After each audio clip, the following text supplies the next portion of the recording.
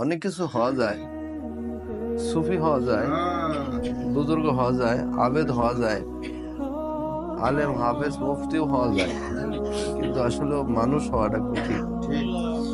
নফসের বিরুদ্ধে চলাটা খুবই কঠিন, গোসার বিরুদ্ধে চলাটা খুবই কঠিন, হিংসার বিরুদ্ধে চলাটা খুবই কঠিন, মিথ্যার বিরুদ্ধে চলাটা খুবই কঠিন। এই জন্য বিশেষ করে কোন আউলিয়া কেরামদের নেসবত ছাড়া এটা সম্ভবই হয় না। কেউ যদি মনে করে যে আমি কোন আউলিয়া কেরামদের সাথে সম্পর্ক আমার ছিল না, আমি আল্লাহ হয়ে গেছি, এটা ভুল কথা, এটা স্থায়ী হতে পারবে না। এই জন্য বিশেষ করে কোরআন শরীফের মধ্যে আল্লাহ পাক একটা দৃষ্টান্ত পেশ করছেন। বালাম বাউরা নামক এক ব্যক্তি ছিল মুসা আলাইহিস সালামের যুগে, এত বড় আবেদ ছিল, তিনি দোয়া করলেই দোয়া কবুল হয়ে যেতেন, কিন্তু শেষকালে অ্যাক্সিডেন্ট হয়েছে মুসা আলাইহিস সালামের বিরুদ্ধে দোয়া করে।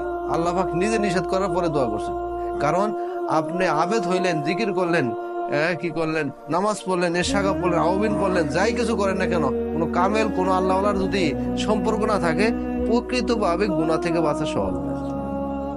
আপনি এলাকায় ঘুরেন, হয়তো বা ছোটখাটো নেতারা যদি দুষ্টরা যদি আপনার দিকে বড় করে তাকায়, হঠাৎ করে যখন আপনি একদিন দেখবেন মন্ত্রীর সাথে ঘুরতেছেন, তখন ওই তারা ঠান্ডা হয়ে হায় হায়, যদি আমাদের কথাই মন্ত্রীর কাছে বলে দেয় তাহলে তো আমাদের খাওয়া শেষ, বলবে কিনা?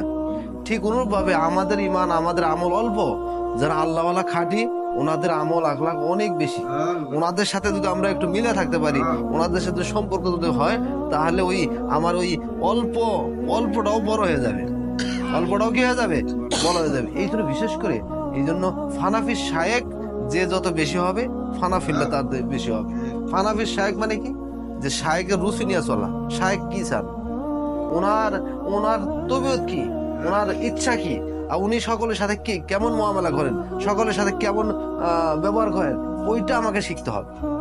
নিজের শায়েকের মতো কথাবার্তা, নিজের শায়েকের রুচি, নিজের শায়েকের কি কয় চালচলন যাতে আমার ভিতরে আইসা যায়, ভালো গুণগুলো যাতে আমার বিষয়ে আইসা যায়, এইভাবে যদি পাক্কা এরাদা করি আর নিজের খারাপিগুলো যদি শায়েকের কাছে তেলা দিতে থাকি, আস্তে আস্তে আস্তে আস্তে কি হবে, ভালো গুণগুলো আসবে।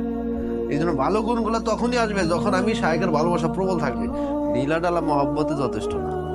এই জন্য দেখবেন নিজের যে শায়েকের কাছে নসিহত শুনে তখন খুব মাশাআল্লাহ আবেগ হয়, কিন্তু এরপরে যখন এলাকায় আসে আর সম্পর্ক নেই। কারণ কি, ওই যে ওই মহব্বতটা গাঢ় হয়নি, গাঢ় না হওয়ার কারণে সম্পর্ক আস্তে আস্তে দূর হয়ে যায়। এই জন্য মাঝে মাঝেই তাদের সাথে সম্পর্ক রাখা দরকার। এই জন্য আল্লামা আলোচনা বলেন যে এই আয়াতের ব্যাখ্যায় মাথাতে বলেন, খালিতুহুম লিতাকুনু মিসলাহুম, শায়েকের সাথে এমন ভাবে মহব্বত ভালোবাসা প্রবল রাখো যেন শায়েকের মতোই তুমি হতে পারো, কথায় কাজে চিন্তাধারা সবকিছু। এই জন্য বিশেষ করে একটা কথা খেয়াল রাখবো যে শায়েকের ভালোবাসা এইটাই প্রবল হবে তখন আমি কি করব, যে এই মানুষ যে আমি যে একটা কীট পতঙ্গ, আমি নিজেকে যখন মনে করব যে আমি এই কুকুর শিয়াল কুত্তা বিড়াল আছে, তো আমি নিজেকে আমি ছোট, এইটা যখন আসবে, হাকিকতে যখন আসবে, তখনই মানুষ। আর যে মনে করি যে আমি তো একটা পর্যায়ে গেছি, আমি তো একটা অবস্থায় আছি, আমি তো ভালো এক আছি, তাহলে কিন্তু সবই শেষ। কথা ঠিক আছে?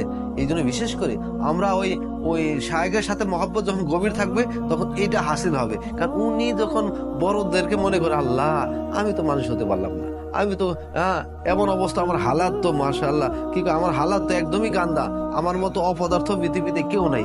নিজের শায়েক যখন এই কথা মনে করে, তারা মুরিদরা কি মনে করবে বলেন? এই হালাত দেখতে হয়, বুঝতে হয়, জানতে হয়।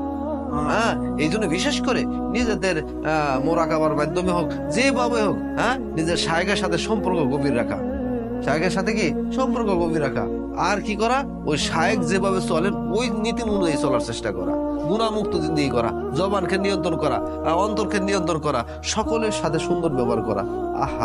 এই জন্য আবু বকর সিদ্দিক রাদিয়াল্লাহু আনহু রাস্তাতে যাইতেন, একটা প্রাণীকে দেখেও খেয়াল করছেন, হে প্রাণী তুমি কত ভালো, তোমার কোন হিসাব দেওয়া লাগবে না, দুনিয়াতে আসছে একদিন চলে যাবে শেষ, কিন্তু আমি আবু বকরের হিসাব দেওয়া লাগবে, যদি হিসাবে ধরা খেয়ে যায় তুমি আমার চেয়ে ভালো। তাহলে এত বড় মানুষ জান্নাতের শুভ সংবাদ পাওয়ার পরেও উনি একটা প্রাণীকে দেখে, একটা জানোয়ারকে দেখে সেই কথা বলতেছে। আমাদের কি মনে করা উচিত? এই জন্য খাজা মঈন চিশতি রহমাতুল্লাহ বলেন যে তুমি যদি আল্লাহ পাকের প্রেম ভালোবাসা যদি তোমার ভিতর না থাকে, তোমার ভিতর মানুষের আত্মাই নেই। হ্যাঁ, তুমি একটা পাক্কা জানোয়ার, অন্য অন্য জানোয়ার যেরকম তুমিও খাও, অন্য অন্য জানোয়ারে খায়, তুমিও ঘুমাও, অন্য অন্য জানোয়ারে ঘুমায়, কিন্তু বোঝা গেল তুমি স্বতন্ত্র না, তুমি আল্লাহ পাক প্রেমে মত্ত থাকো, আল্লাহ রাসূলের সুন্নতে আদর্শ নিয়ে ধরতে বিগির থাকো, আউলিয়া কেরামদের উসুল অনুযায়ী চলার চেষ্টা করো, তাহলেই তুমি প্রকৃতভাবে মানুষ। হ্যাঁ, এই জন্য অন্য অন্য প্রাণী থেকে তখন আলাদা তখনই হইবে যখন ব্যবহার সুন্দর হবে, আখলাক সুন্দর হবে, সকলের সাথে সুন্দর ব্যবহার, সকলেই যাতে তোমার কি হয়, হ্যাঁ, তোমার ব্যবহারে সুন্দর খোঁজ থাকে, এই একটা ফিকির নিয়ে যখন আমরা চলবো তখন আমরা মানুষ হতে পারবো। এই জন্য বিশেষ করে মানুষ হওয়ার ফিকির করি, মানুষ হওয়ার ফিকির করতে পারলেই সে সবচেয়ে দামি মানুষ। হ্যাঁ, এই জন্য কেউ আমরা কি কয় ওই অন্য কোনো ফিকির না করে নিজেকে ওই রকম অন্তরে সাফাইটা বেশি করার চেষ্টা করি, অন্তর দিয়ে একদমই নিজেকে ছোট মনে করার চেষ্টা করি। আল্লাহ আমাদের সকলকে মাফ করে দেন, আল্লাহ আমাদের সকলকে কবুল করে নেন, আল্লাহ আমাদের সকলকে এই আল্লাহ পাকের হাকিকত বুঝে আমল করার তৌফিক দান করেন। বিশেষ করে আল্লাহ পাকের যখন নাম বলবো এই খেয়াল করবো যে আল্লাহ তো কত পবিত্র, সুবহানাল্লাহ বলবো, আলহামদুলিল্লাহ বলবো, আল্লাহু আকবার বলবো, আল্লাহ পবিত্র কিন্তু আমার জবান অপবিত্র। এই জন্য আমি আল্লাহর নাম নিব যাতে ওই আল্লাহ পাকের নামের খাতির আমার জবানকে পাক বানায় দেয়, আমার অন্তরকে পাক বানায় দেয়। হ্যাঁ, এই ফিকির নিয়ে, এই ধ্যান খেয়ালকে নিয়ে যখন আমি জিকির করবো তখন জিকির হাকিকতে আমি কি করবো, জিকিরের নূর পাবো।